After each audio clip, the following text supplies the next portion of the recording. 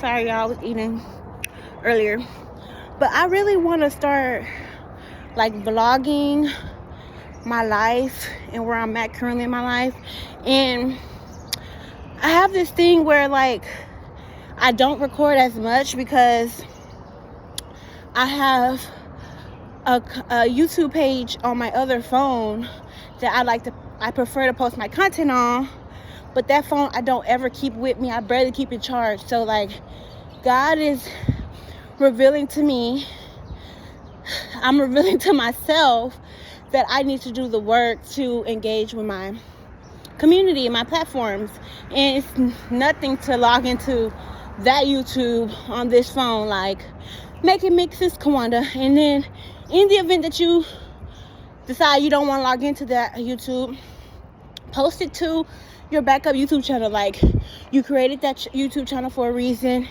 It's also here to facilitate growth and inspiration and give you the outlet you need to self-discover, to achieve, to navigate this world, and to share your lived experiences with those you feel desire to listen and support you, because y'all obviously be watching my stuff, commenting and engaging with me. So you're a part of my family, a part of my world, and I'm very grateful for those of you who watch me, who care about the content that I create every day or every blue moon, you know.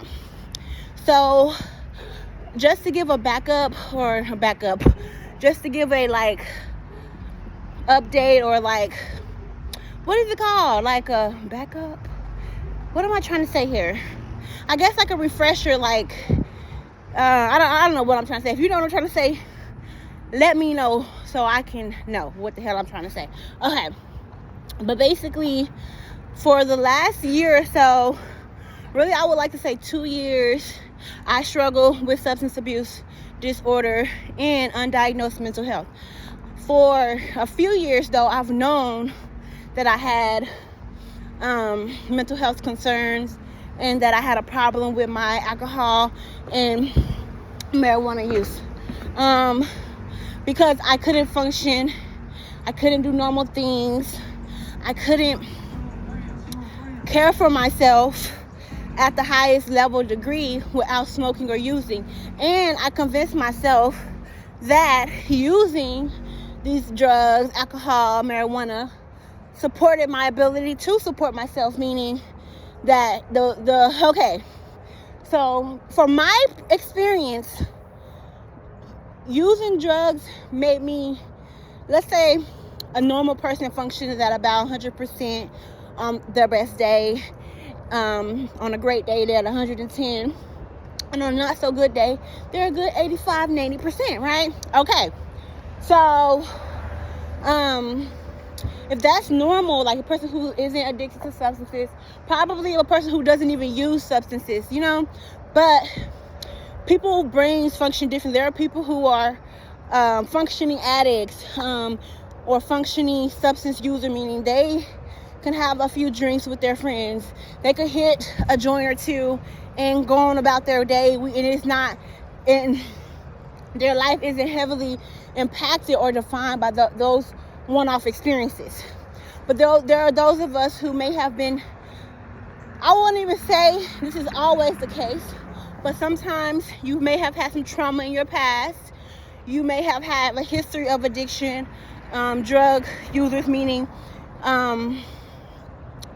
your father's fathers, your mother's mothers, your mother's fathers, your father's mothers, like all of them had a substance use, or they used substances. And that doesn't mean that they were addicts, but they used substances to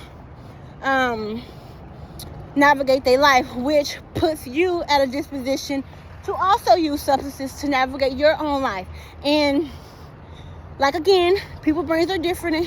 I used to witness my family using substances, my granny, my cousins, my uncles, my papa. I used to witness all of them utilize substances, whether it was drinking, smoking, And a lot of the, like, more, a lot of what we call hard drugs, crack, cocaine, heroin, that kind of stuff was, like, shielded from us. We didn't really see them using that stuff.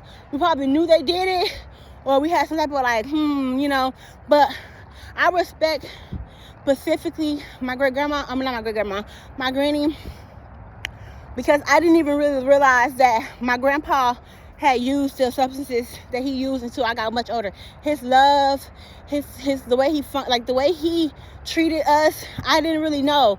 Now that I look back, I'm like, some moments when he probably didn't have it, he was a little moody, he was a little mean, but he was always kind of like that. But he always showed me a lot of love, care, and affection. So, nonetheless, and rest in peace. I love my dear family. And this is no shade to them. This is no shade to anyone who uses substances.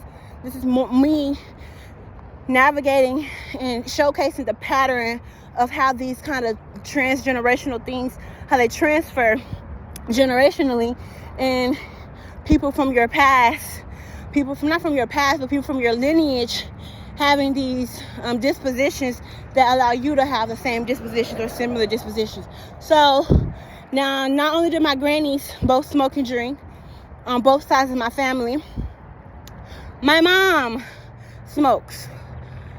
She also drinks, but she doesn't. I've never seen my mama dependent on alcohol. I have never seen her where she needed to have a drink every day. Now that weed, another story. She always needed to have weed. Now in my earlier days, she did drink that lean, that syrup. She loved to do that. Like that was something I saw.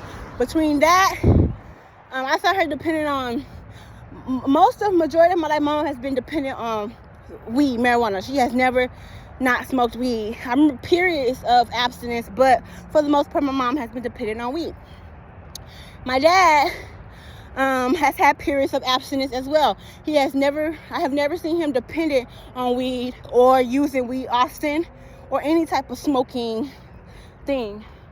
But he drank like a motherfucker, like a sailor. He drank. And I do remember periods of my dad's alcoholism and me thinking that was his normal self and that was just him drunk as fuck. But it didn't really, like, from a child's perspective, it didn't really change how he showed up for me, how he loved me, how he cared for me, like the energetic feeling that I felt for him, whether he was drunk or not drunk. Now, as I adult, and I realize, like, moments where maybe he prioritized his drinking habits over coming to get me for a weekend, or how he prioritized, like maybe, well, when he couldn't afford his drinks, maybe his moods kind of did alter or change or whatever. But as a child, you don't really realize that that's probably what you're experiencing. You just probably think your parents are mad at you, or you did something to them, or they've been arguing with their spouse, so you're like, okay. Or like my mom and my dad used to argue a fucking lot. Like, they used to piss me off with that shit, because they used to fight all the fucking time. Like, every time my dad coming to pick me up, my mom and my dad want to fight and tussle and argue back and forth. Like, do y'all love each other or what? Like, what is this about? So all of these things, that trauma, seeing things early, not really understanding what you might be going through, what you might be witnessing, and also going through other things like child molestation, or maybe abandonment and neglect because your parents are doing their drug of choices and they would rather go hang out with their friends or go out in the streets or be gone for hours at the liquor store or what, I don't fucking know. But all these things where you was not given all the nurturing and all the support you needed as a child leads to you being reliant on substance abuse and your brain chemistry like being altered and you be more susceptible to addiction. So that has been my experience for the most part. I faced a lot of neglect and abandonment, a lot of being misunderstood, a lot of authoritative behavior where it was do as I say, not as I do. Kids are not supposed to do that. Kids stay in a place, stay in a child's place. Don't ask those kind of questions. You're a child, I'm the adult. And so these experiences, correlated or transferred to my brain and caused me to have a dependency not only on people and like be more clingy and attached, like have, attachment issues, but it also transferred to material, like food disorder, eating disorders, drug substance abuse disorders, even having anxiety, depression, PTSD. Like all these things are a byproduct of not only generational transference from their substance abuse, but all their undiagnosed mental health issues. I know sexual violence is very prominent in my lineage on both sides of the family. Physical violence is very prominent on both sides of my family. Our anger is very prominent. The inability to express and communicate effectively, very prominent.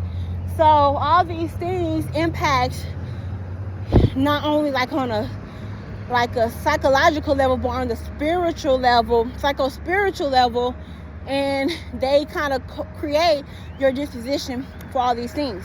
So having had these experiences, I recently, last 2 years, I just couldn't function. Like I couldn't not drink. I couldn't not smoke. And I hated how that felt. I hated how that made me look. I hated all the things about that experience. And I wanted nothing but to change that reality or that experience for myself. And I strived to do so. And I will hold on. I'm gonna talk about this more on my next portion. Okay, hold on.